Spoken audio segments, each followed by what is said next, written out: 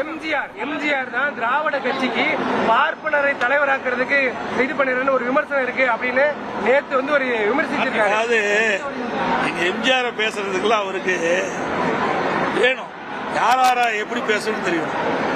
பொன்மனச்செம்மல் புரட்சித் தலைவர் எம்ஜிஆர் நம்முடைய தமிழ்நாட்டு மக்கள் தெய்வமாக எண்ணிக்கிட்டு இருக்காங்க. அப்படிப்பட்டவர்கள் இவர் விமர்சனம் செய்தா அரசியல்ல காணாம போயிருக்காரு.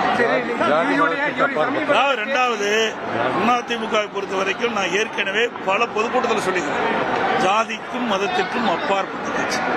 ஒரு ஜாதியை வச்சிடலாம் யாருமே அரசியல் பண்ணுவது என்பது இயலாத காரியம். இன்றைக்கு தமிழகத்தை பொறுத்த வரைக்கும் பொன்மனச்செம்மல் புரட்சித் தலைவர் எம்ஜிஆர் காலத்திலும் சரி, இதையும் புரட்சித் தலைவர் அம்மா காலத்திலும் அவருடைய மறைவுக்கு பிறகு எல்லா கூட்டத்திலும் நான் பேசி வரேன்.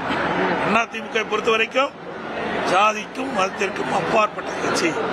எங்களுடைய கட்சியில எத்தனை பேருக்கு இருக்கிறாங்க, எவ்வளவு கட்சி, எவ்வளவு ஜாதி சேர்ந்தவர்கள், எவ்வளவு மதத்தை சேர்ந்தவர் எங்க இயக்கத்தில் இருக்கிறாங்க. எல்லாம் ஒற்றுமையா நாங்க செயல்படுறோம். சில பேருக்கு பொறுக்கல, எரிச்சல், அவர் நினைத்தது நடக்கல, அதனுடைய வெறுப்பினுடைய வெளிப்பாடு தான் இப்படிப்பட்ட வார்த்தைகளை கக்கி கொண்டிருக்கிறார். தொடர்ந்து திருமாவளவன் வந்து அதிமுக பேசிட்டே இருக்காரு. அது அவரை தான் கேட்கணும், அவர்கிட்ட கேட்கிற கேள்வி அவர்கிட்ட கேளுங்க. குறிப்பா முத்தரசன் இவங்கெல்லாம் சந்திச்சு ஆணவ கொலைக்கு தனிச்சட்டம் வேணும்னு போய் கோரிக்கை வச்சிருந்தது வெளியே சொல்றாங்க. அவர் முதலமைச்சர் என்ன சொல்றாரு, நலம் விசாரிக்க வந்தாங்க அப்படின்னு சொல்றாரு. இப்ப முதலமைச்சரே அது ஒரு அக்கறை இல்லாத மாதிரியும் அவர் பேசுற மாதிரி இருக்குது. நிலைப்பாடு எப்படி பாக்குறீங்க? அங்கேயே கருத்து வேறுபாடு வந்துட்டு இல்ல, அதான் நான் அடிக்கடி சொல்லிட்டே இருக்கிறேன். அந்த கூட்டணி இன்னும் 8 மாதத்துக்குள் நிலைக்குமா நிலைக்காது என்பது நீங்க சொன்ன அந்த கருத்தின் அடிப்படையிலே புரிகிறது. கவலைப்பட இன்னும் 8 மாத காலம் இருக்கின்றது தேர்தலுக்கு. அந்த 8 மாத காலத்தில் சிறப்பான கூட்டணி அமையும். கூட்டணி அமைந்த பிறகு உங்களை எல்லாம் அழைத்து நிச்சயமாக பேட்டி கொடுக்கும். பாமக பொதுக்குழு இன்னைக்கு நடந்துட்டு இருக்கு, அன்புமணி தலைமையில. அந்த ஒரு தனிப்பட்ட விவகாரம் அது.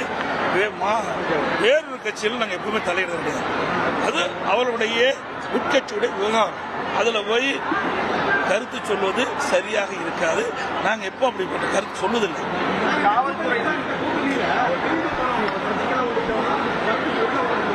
நீங்க இப்படியே கேள்வி கேட்டு எத்தனை தடவை தான் இந்த கேள்வி அப்படின்னு நானும் 8 வருஷமா இந்த கேள்விக்கு பதில் சொல்லி ஆயிடுது.